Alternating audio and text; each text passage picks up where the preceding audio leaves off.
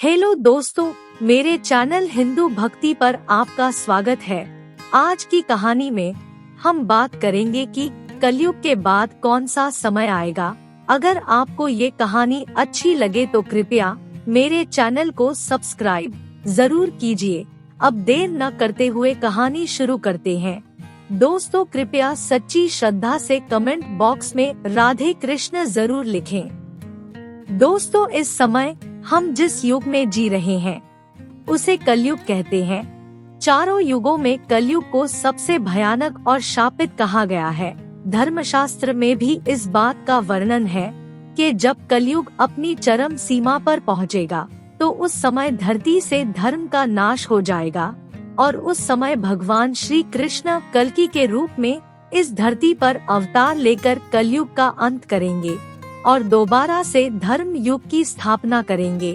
दोस्तों, आप सब लोग जानते हैं भगवान श्री कृष्ण ने महाभारत काल में बता दिया था कि आने वाला समय यानी कलयुग कैसा होगा। इतना ही नहीं, भगवान श्री कृष्ण ने कलयुग के 5 कड़वे सत्य भी बताए थे जो हमें आजकल नजर आ रहे हैं।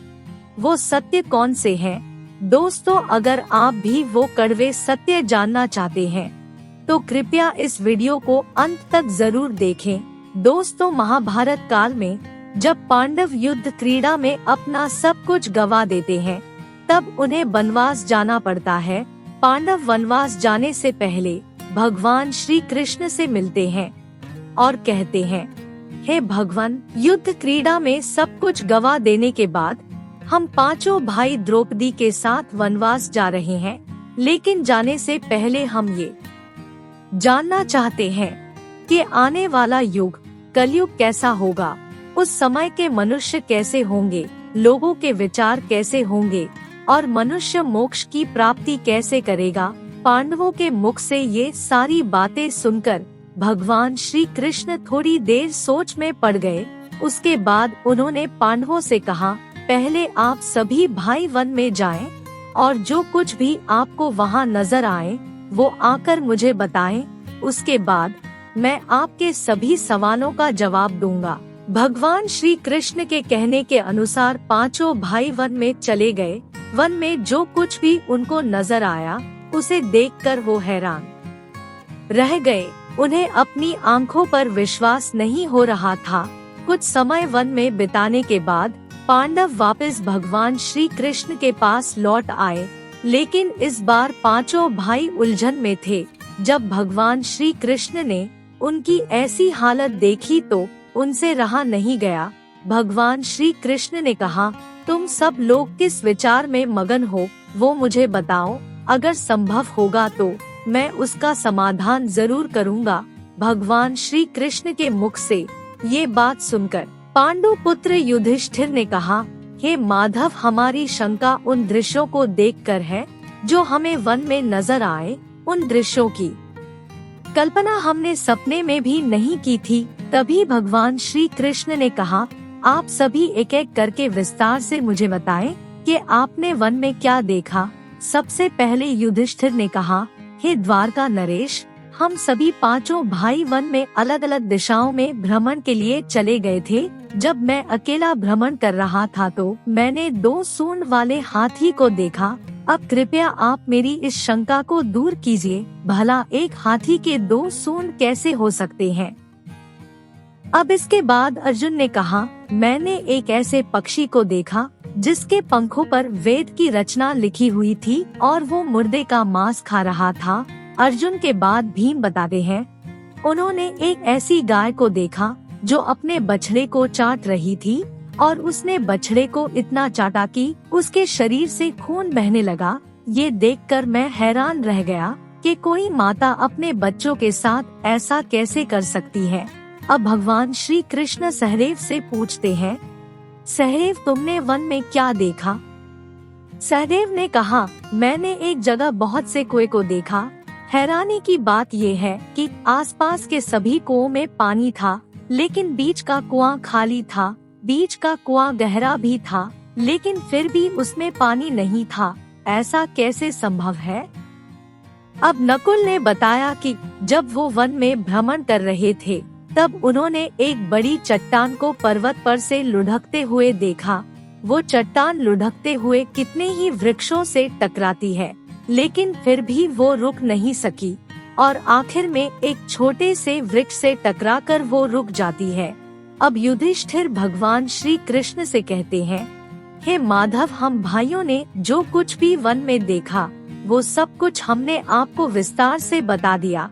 अब आप कृपया हमारी शंका का निवारण करें। तब भगवान श्री कृष्ण ने युधिष्ठिर से कहा, धर्मराज, जैसे आपने बताया कि आप 2 सूंड वाले हाथी को देखकर हैरान रह गए, लेकिन इसमें हैरानी की कोई बात नहीं है, क्योंकि कलयुग में ऐसे व्यक्ति ही राज करेंगे जो बोलेंगे कुछ और करेंगे कुछ और। ये लोग शोषण करने का एक भी मौका हाथ से जाने नहीं देंगे। ये सिर्फ अपने ही मतलब की बात सोचेंगे।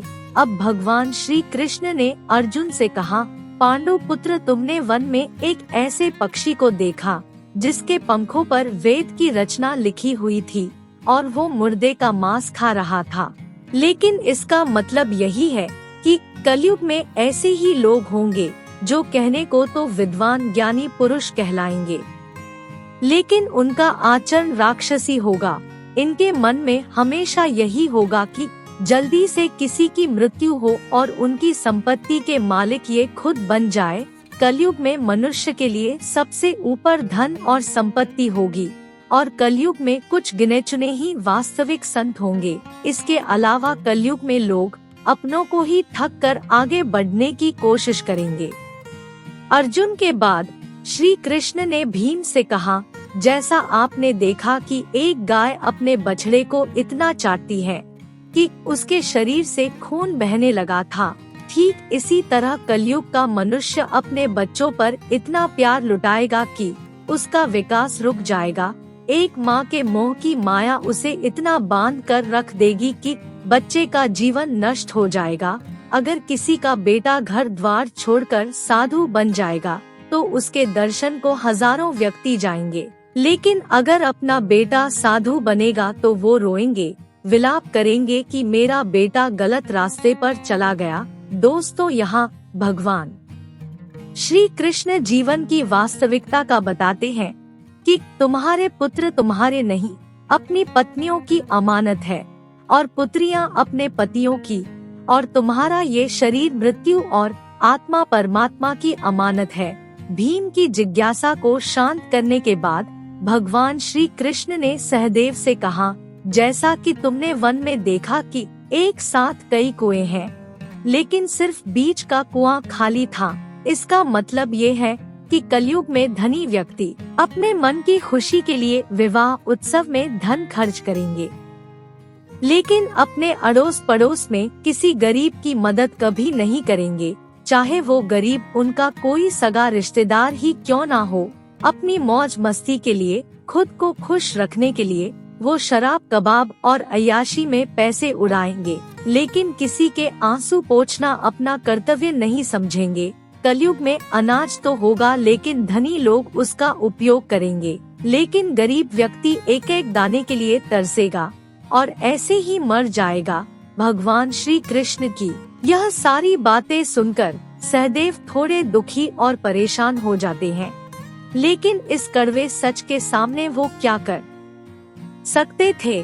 अब भगवान श्री कृष्ण ने नकुल से कहा, जैसा कि तुमने वन में देखा कि बड़ी चट्टान पर्वत से लुढ़कती हुई बड़े बड़े वृक्षों और विशालकाय चट्टानों से टकराती हुई आती है, लेकिन वो रुक नहीं पाती है, लेकिन एक छोटा सा वृक्ष अपने स्पर्श से ही उसको रोक देता है। इसका मतलब ये है कि मनुष्य बुद्धिहीन होता जाएगा और उसके जीवन का पतन होगा, लेकिन उसके पतन को धन रूपी वृक्ष रोक नहीं पाएगा, पर हरि नाम का एक छोटा सा पौधा उसके पतन को रोकने के लिए सक्षम होगा।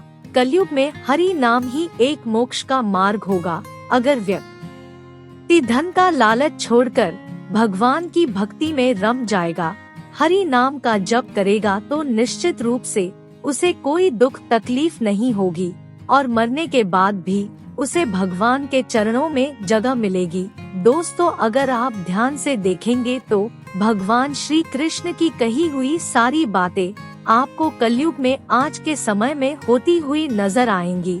ऐसे में अगर आप भी अपने जीवन की सारी दुख तकलीफों को दूर करना चाहते हैं तो आज से ही हरि नाम का जप करना शुरू कर दें। दोस्तों, उम्मीद है आपको ये वीडियो जरूर पसंद आएगी। अगर आपको पसंद आए तो कृपया इसको लाइक, कमेंट और शेयर जरूर करें।